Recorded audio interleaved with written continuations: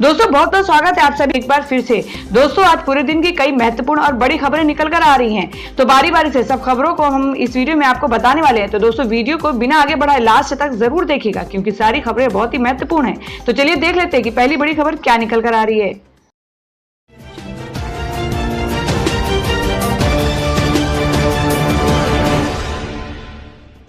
तो दोस्तों आज की पहली बड़ी खबर बता दें कि आज से मिलेगी कुछ कामों में छूट, उद्योग धंधों को मिलेगी कुछ शर्तों के साथ राहत और वहीं कृषि को पूरी छूट, तो रेड जोन को छूट नहीं। जी आपको बता दें कि कोरोना वायरस से बचने के लिए पिछले 28 दिनों से कैद लोग सोमवार से पहली बार राहत की सांस ले सकेंगे, लेकिन कोरोना के रेड जोन वाले इलाके में किसी तरह की कोई छूट नहीं मिलेगी। गृह मंत्रालय की ओर जारी दिशा निर्देशों के अनुसार कंटेनमेंट एरिया के बाहर कृषि क्षेत्र में पूरी तरह छूट के साथ साथ कुछ शर्तों के साथ उद्योग धंधे चलाने की भी इजाजत मिल गई है। और लॉकडाउन के दौरान असली राहत ग्रीन जोन वाले 359 जिलों को मिलेगी, जबकि देश के रेड जोन के 170 जिलों और ऑरेंज जोन वाले 260 जिलों को कोई राहत नहीं मिलेगी। साथ ही दिल्ली एनसीआर के भी किसी क्षेत्र को छूट से राहत नहीं मिलेगी। आपको बता दें कि पहले ई कॉमर्स कंपनियों को भी सामान बेचने की छूट मिल गई थी, लेकिन गृह मंत्रालय ने इसमें संशोधन कर ई कॉमर्स कंपनियों के लिए गैर जरूरी चीजों की बिक्री पर रोक को चालू रखने का फैसला किया है। और सरकार ने यह भी साफ कर दिया है कि उद्योगों और खेती के लिए मजदूर स्थानीय स्तर पर जुटाने होंगे और मजदूर के एक से दूसरे राज्य में जाने की इजाजत नहीं होगी। और लॉकडाउन से छूट के बावजूद देश में सभी राष्ट्रीय व अंतर्राष्ट्रीय उड़ानें, रेलवे, सार्वजनिक परिवहन, टैक्सी, ऑटो रिक्शा, बस और मेट्रो पूरी तरह बंद रहेंगे। एक राज्य के दूसरे राज्य ही नहीं बल्कि ऐसे जिले से दूसरे जिले, एक जिले से दूसरे जिले के बीच आवाजाही भी प्रतिबंधित रहेगी। और cinema hall, mall, shopping complex, gym, खेल गतिविधियां, स्विमिंग पूल, थिएटर, बार समेत सभी शैक्षिक संस्थानें पूरी तरह बंद होंगी। इसी तरह किसी भी तरह की धार्मिक और राजनीतिक गतिविधि के लिए एक साथ एकत्रित होने पर प्रतिबंध जारी रहेगा और जान जाने की स्थिति में भी केवल 20 लोगों तक को ही एक के साथ आने की अनुमति दी जाएगी। और अब अगली बड़ी खबर बता दें कि तेलंगाना सरकार का बड़ा फैसला, 3 नहीं अब 7 मई तक लागू रहेगा लॉकडाउन।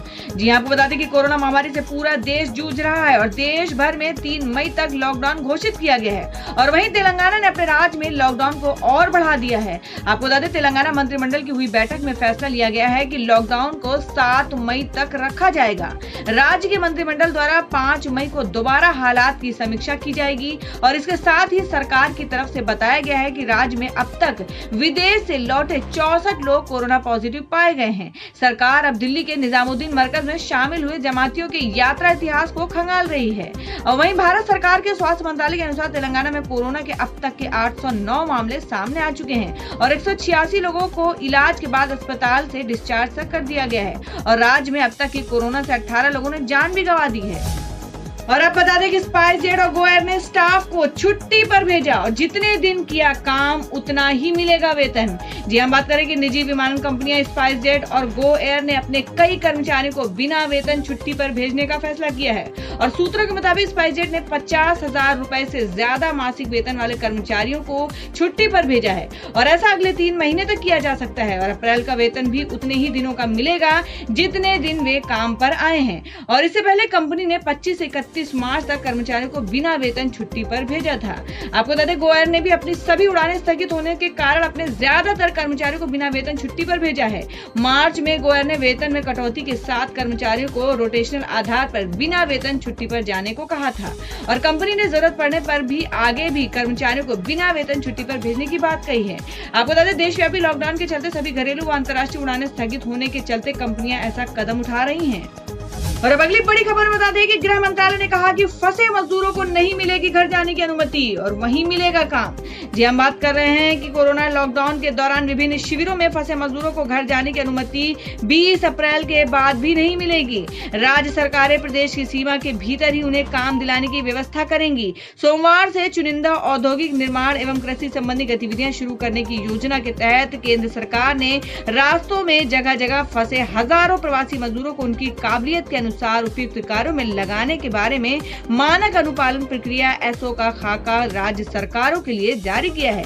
आपको बता दें, गृह मंत्रालय की ओर से केंद्रीय गृह सचिव के हस्ताक्षर से जारी आदेश में ये राज्य सरकारों को निर्धारित एसओपी अपनाने के दिशा निर्देश दिए गए हैं। इसके मुताबिक सबसे पहले स्थानीय जिला प्रशासन ने अधिकारियों को अपने यहाँ विभिन्न इलाकों में शिविरों में रखे गए प्रवासी मजदूरों की दक्षता का परीक्षण कर उनका पंजीकरण करना होगा।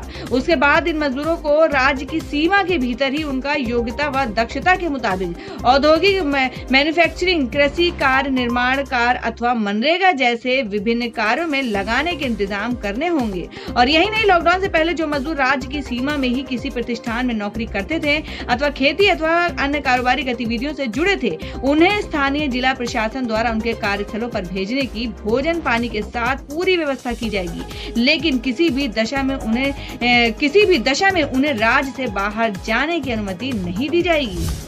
तो दोस्तों, आप लोगों को क्या लगता है कि सरकार ने जो फैसला लिया है मजदूरों को उनके गांव तक नहीं जाने देने का, तो इसमें आप लोगों का क्या सुझाव? आप अपना सुझाव कमेंट बॉक्स में जरूर दें। बढ़ते हैं अगली खबर की ओर। और अब अगली खबर बता दें कि सोमवार से यूपी में 56 जिलों में लॉकडाउन से मिलेगी छूट। 19 जिलों का फैसला डीएम पर छोड़ा गया। जी हम बात करें कि आज यानी सोमवार से यूपी के 56 जिलों में केंद्र सरकार की गाइडलाइंस के मुताबिक लॉकडाउन से छूट और सुविधाएं दी जाएंगी। वहीं 19 जिलों में 10 से अधिक कोरोना वायरस से केस होने की वजह से छूट का फैसला वहां के जिलाधिकारी पर छोड़ा गया है। व्यवस्था के अनुरूप इस 19 जिलों में डीएम अपना फैसला लेंगे। दरअसल रविवार को यूपी के मुख्यमंत्री योगी आदित्यनाथ ने सीनियर अधिकारियों के साथ वीडियो कॉन्फ्रेंस के जरिए बैठक की। सीएम ने निर्देश दिया कि 19 जिलों को छोड़कर यूपी के सभी जिलों में केंद्र सरकार की गाइडलाइंस के अनुरूप आज से छूट मिलेगी। और इसके साथ ही सीएम ने जिलाधिकारी और पुलिस कप्तान को निर्देश दिया कि वे सोशल डिस्टेंसिंग को सुनिश्चित कराएं। इसके साथ ही निर्देश दिया कि केंद्र सरकार के गाइडलाइंस के अनुरूप खुल रहे संस्थानों और फैक्ट्रियों में व्यवस्था को सुनिश्चित किया जाए और फैक्ट्री और संस्थानों में सैनिटाइजेशन की मॉनिटरिंग हो। उद्योगों, दफ्तरों, सरकारी संस्था और निजी संस्थाओं जहां भी छूट मिले वहां केंद्र सरकार और प्रदेश सरकार की गाइडलाइन जिलाधिकारी और पुलिस कप्तान सुनिश्चित कराए। और अब बता दें कि कोटा में फंसे बेटे को लाने बीजेपी विधायक को मिला विशेष पास। प्रशांत किशोर ने नीतीश से पूछा, अब क्या कहती है आपकी मर्यादा। जी हां, आपको बता दें कि लॉकडाउन की वजह से बिहार के कई छात्र राजस्थान के कोटा में फंसे हुए हैं और नीतीश सरकार ने उन छात्रों की मदद करने से इनकार करते हुए कहा कि जो जहां हैं वहीं रहें। और जहां एक और मुख्यमंत्री ने कहा कि वो उनकी सरकार फिलहाल छात्रों को वापस नहीं लाएगी, तो वहीं बीजेपी के विधायक विशेष पास के पास अपने बेटे को कोटा से वापस बिहार लेकर आए हैं। इसे लेकर नीतीश कुमार के पूर्व सहयोगी और चुनावी रणनीतिकार प्रशांत किशोर ने एक बार फिर से मुख्यमंत्री पर निशाना साधा है। आपको बता दें, प्रशांत किशोर ने ट्वीट कर बिहार सरकार और मुख्यमंत्री नीतीश कुमार पर निशाना साधते हुए सवाल किए हैं। उन्होंने ट्वीट किया कि कोटा में फंसे बिहार के सैकड़ों बच्चों की मदद की अपील को नीतीश कुमार ने ये कहकर खारिज कर दिया था कि ऐसा करना लॉकडाउन की मर्यादा के खिलाफ होगा। लेकिन उन्हीं के सरकार के बीजेपी विधायक अपने बेटे को कोटा से लाने के लिए विशेष अनुमति के साथ गए और बेटे को लेकर आए। उन्होंने मुख्यमंत्री से सवाल किया कि नीतीश जी, अब आपकी मर्यादा क्या कहती है। उन्होंने इससे पहले नीतीश सरकार के उस फैसले का विरोध किया जिसमें बिहार सरकार ने कोटा में फंसे बिहार के छात्रों को न लाने का निर्णय लिया। प्रशांत किशोर ने ट्वीट किया कि देश भर में बिहार के लोग फंसे हैं और परेशान हो रहे हैं और मुख्यमंत्री नीतीश कुमार लॉकडाउन की मर्यादा का पाठ पढ़ा रहे हैं। उन्होंने नीतीश सरकार पर निशाना साधते हुए लिखा कि नीतीश जी, बिहार के लोगों की मदद के लिए संबंधित राज्यों से अब तक बात तक नहीं की है। तो दोस्तों, खबर में आगे बढ़ने से पहले जान लेते हैं आज के माइंड क्विज के सवाल को। आज का सवाल है, आपको बताना है कि गोवा के मुख्यमंत्री का क्या नाम है। इसका जवाब आपको वीडियो के नीचे कमेंट बॉक्स में देना है और सही जवाब देने वाले को रैंडमली सिलेक्ट किया जाएगा और वो जीत सकते हैं बम्पर पुरस्कार। बढ़ते हैं अगली बड़ी खबर की ओर।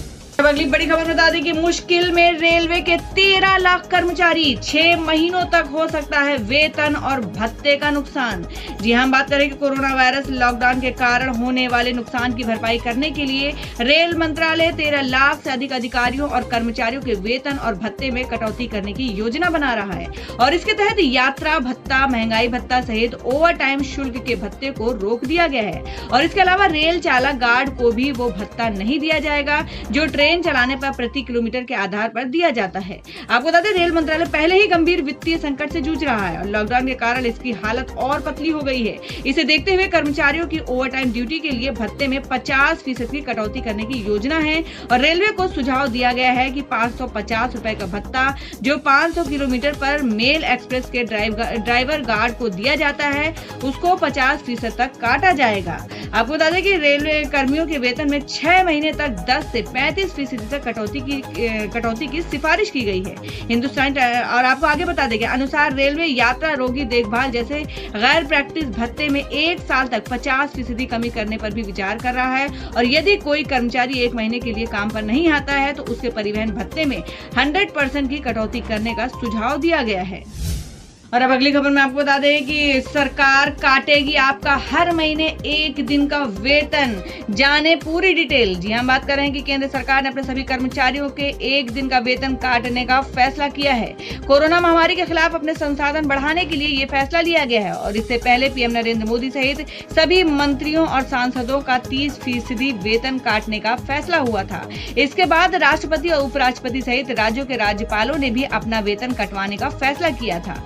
इसी तरह के अन्य फसलों से सरकार अपने संसाधन बढ़ा रही है, लेकिन प्रयास अभी से नाकामी लग रही है। ऐसे में मोदी सरकार ने केंद्र सरकार के कर्मचारियों के 1 दिन का वेतन काटने का फैसला किया है। वेतन में ये कटौती अप्रैल 2020 से ही लागू की जाएगी।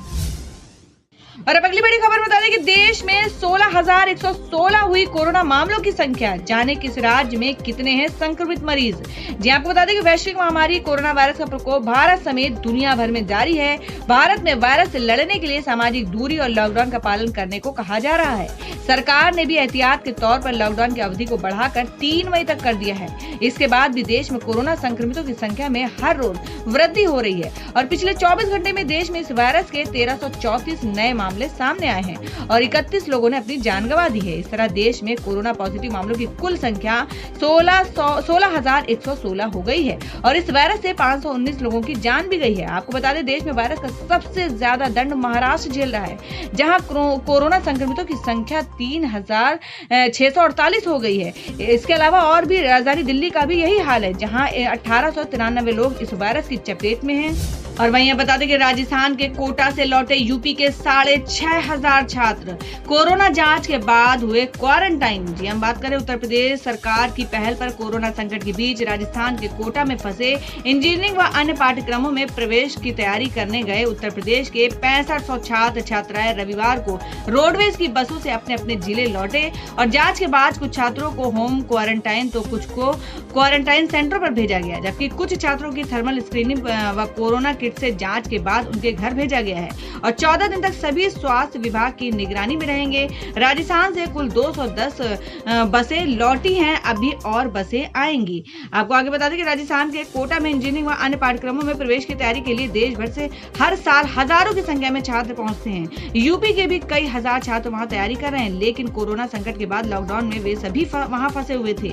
उन्हें वहां से निकालने के लिए उत्तर प्रदेश सरकार ने पहल करते 2 दिन पहले रोडवेज की 250 बसें भेजी थी और राजस्थान और उत्तर प्रदेश में समन्वय के लिए आगरा के फतेहपुर सीकरी में नोडल केंद्र बनाया गया है। शनिवार रात से लेकर रविवार सुबह तक कोटा से फतेहपुर सीकरी नोडल केंद्र में 210 बसें लौटी हैं। इसमें 60 राजस्थान रोडवेज की बसें हैं। तो दोस्तों, खबरों में आगे बढ़ने से पहले एक बार फिर से आपको याद दिला दें कि अगर आपने अभी तक हमारी वीडियो को लाइक नहीं किया तो जल्दी से वीडियो को लाइक कर दें, क्योंकि आपका एक लाइक हमारे लिए बहुत ही महत्वपूर्ण होता है। और अगर आप हमारे चैनल पर नए हैं तो चैनल को जरूर सब्सक्राइब कर लें और बेल के बटन को भी जरूर हिट कर दें और हमारी पूरी न्यूज को जानने के लिए वीडियो को लास्ट तक जरूर देखें। बढ़ते हैं अगली खबर की ओर। और अब बता दें कि ग्रामीण इलाकों में आज से सिर्फ 1 रुपए में ऑनलाइन ओपीडी की सुविधा होगी शुरू। जी हम बात कर रहे हैं कि कोरोना संकट की वजह से जारी लॉकडाउन के दौरान सामान्य बीमारियों के इलाज के लिए ग्रामीणों को शहरों को चक्कर नहीं लगाने पड़ेंगे। 20 अप्रैल से देश के ग्रामीण इलाकों में स्थित 1.5 लाख से अधिक कॉमन सर्विस सेंटर CSC पर ऑनलाइन ओपीडी की सुविधा शुरू हो रही है। ग्रामीण मात्र 1 रुपए देकर ऑनलाइन ओपीडी का फायदा उठा सकेंगे। सरकार की तरफ से घोषित प्रधानमंत्री गरीब कल्याण योजना के तहत लगभग 20 करोड़ गरीब महिला और किसानों को भी अब पैसे लेने के लिए बैंक और ATM का रुख नहीं करना पड़ेगा। ये लोग 20 अप्रैल से CSC से अपनी मदद की राशि हासिल कर सकेंगे। और अब बता दें कि कोविड-19 महामारी के चलते भारत में 40 करोड़ लोगों के रोजगारों पर संकट का साया मंडरा रहा है। जी आपको बता दें कि इस समय दुनिया कोरोना संकट के कारण त्राहिमाम कर रही है और मानव स्वास्थ्य की बुरी तरह प्रभावित होने के साथ ही इससे आम जनजीवन में ठहराव आ गया है। आर्थिक गतिविधियों पर भी इसकी मार पड़ रही है। मौजूदा सूरत हाल में किसी वैज्ञानिक, रणनीतिकार या अर्थशास्त्री को कोई समाधान नहीं सूझ रहा है। हमें किस्म की आशंकाओं का अनहोनी के स्वर सुनाई पड़ रहे हैं। आपको बता दें कोरोना से उपजी कोविड-19 महामारी का प्रकोप कब खत्म होगा, इस बारे में साफ कुछ नहीं कहा जा सकता है। अलबत्ता इतना तय है कि यह प्रकोप हमारी आदतों, रहन सहन और काम काज के तौर तरीकों को बदल देगा। यदि हम विभिन्न अंतर्राष्ट्रीय संस्थाओं के आकलन पर गौर करें तो इस संकट से दुनिया भर के देशों, उनकी सरकारों, अर्थव्यवस्थाओं, उद्योग और रोजगारों पर बहुत भयावह असर पड़ने जा रहा है। विश्व व्यापार संगठन के अनुसार इस साल अंतर्राष्ट्रीय व्यापार 13 से 32% तक सिकुड़ सकता है। विश्व बैंक के मुताबिक वैश्विक जीडीपी में 2.1 से 3.9% तक की गिरावट आ सकती है और वहीं अंतर्राष्ट्रीय मुद्रा कोष का भी ऐसा ही अनुमान है। और वहीं आर्थिक सहयोग एवं विकास संगठन का कहना है कि 1 महीने के लॉकडाउन से सालाना जीडीपी वृद्धि दर को प्रतिशत तक कम हो सकती है। और अंतर्राष्ट्रीय श्रम संगठन यानी ILO का कहना है कि दुनिया भर में 2.7 अरब कामकाजी लोगों को इसका खामियाजा भुगतना होगा, जो वैश्विक कामकाजी आबादी का तकरीबन 81% हिस्सा है। और इस समय तमाम उद्योग भारी नुकसान उठाकर अस्तित्व के संकट से जूझ रहे हैं।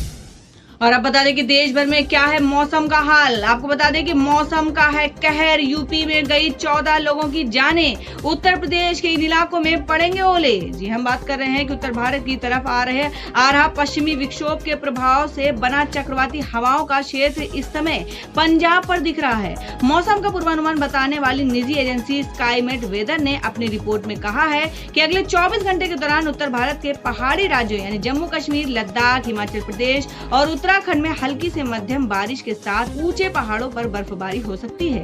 दिल्ली NCR के इलाकों में भी सोमवार और मंगलवार को हल्की बारिश होने का अनुमान है और यही नहीं, गुरुवार को तेज बारिश के साथ कहीं ओले भी पड़ सकते हैं। उत्तर प्रदेश में शनिवार रात और रविवार को सुबह अंधड़ के साथ बारिश, ओलावृष्टि और वज्रपात के कारण जान माल का भी भारी नुकसान हुआ है।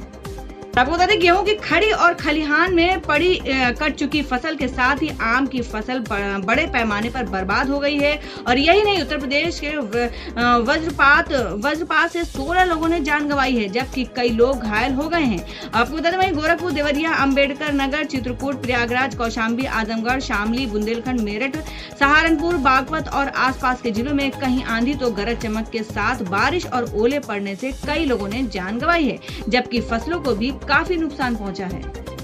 तो दोस्तों ये थी अब तक की सभी बड़ी खबरों की अपडेट से टुडे ब्रेकिंग न्यूज और लेटेस्ट खबरों को देखने के लिए हमारे चैनल ऑसम ज्ञान हिंदी न्यूज चैनल से जुड़े रहिए और हमारे वीडियो को लाइक शेयर जरूर कर दें अपने दोस्तों और रिलेटिव्स के साथ। तो दोस्तों फिर मिलेंगे काम की खबरों और सरकारी योजनाओं की एक और नई वीडियो के साथ। तब तक के लिए धन्यवाद दोस्तों।